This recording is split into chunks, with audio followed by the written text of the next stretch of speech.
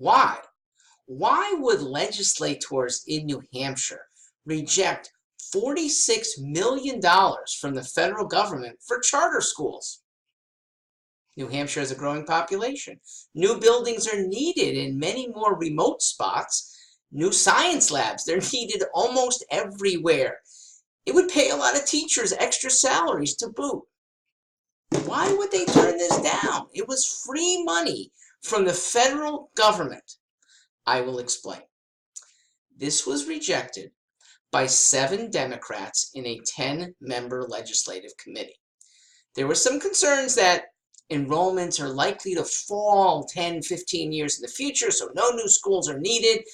That's not a very good argument because it didn't all require building of schools, and it wasn't going to build any new schools where there are existing extra capacity.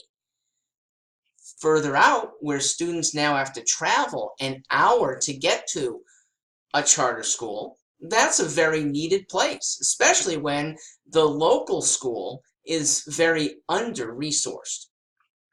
Here's the reason. It's the ideology, not the money.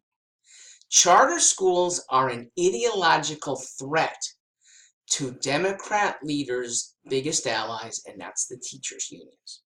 Established teachers generally dislike charter schools because they pay based on merit. They demand new curricula every 2 years so teachers can't get stale. They give parents more control over teaching guidelines than traditional state public schools. So many teachers are uneasy with the charter expansion. Most importantly, charter schools enroll children whose parents choose them. They are not one school for one region monopoly that the teacher unions are used to.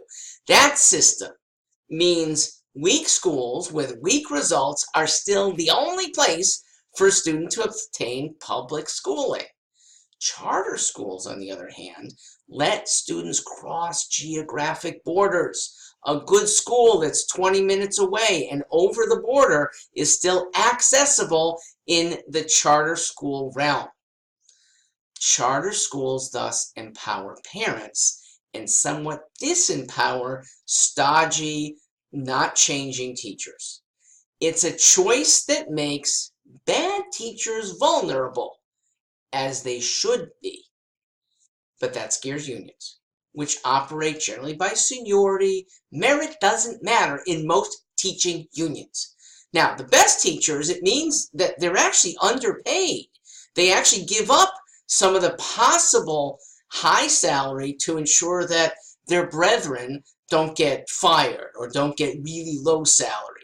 They seem to go along with this in a way that, family, to their credit, look after the weak little brother.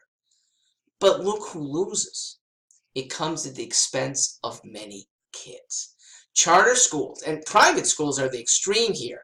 They have the ability to fire bad teachers. That is good for students. It makes their teachers better. In fact, charter schools could even close if they don't do very well and keep attracting kids. That too is good for students. That's capitalism, and we need to apply more capitalism to one of our most precious things, education.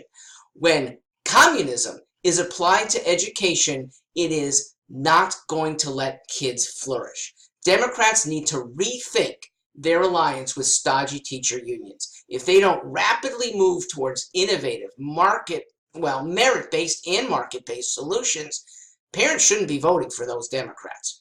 To the students who may be listening, I am in your corner. To teachers who may be listening, please consider taking your skills to schools that reward them. I look forward to seeing some of you and your students at the college convention coming up in January in Manchester. I'll be at the Libertarian Party's convention that is open for you guys to attend. It's January 11th in Concord, and I'm always happy to be standing in for a few minutes in a classroom and hearing from students about what they perceive a good legislator that would be I in the future, could do for them. I'm Mark Stewart. Thank you for listening open-mindedly.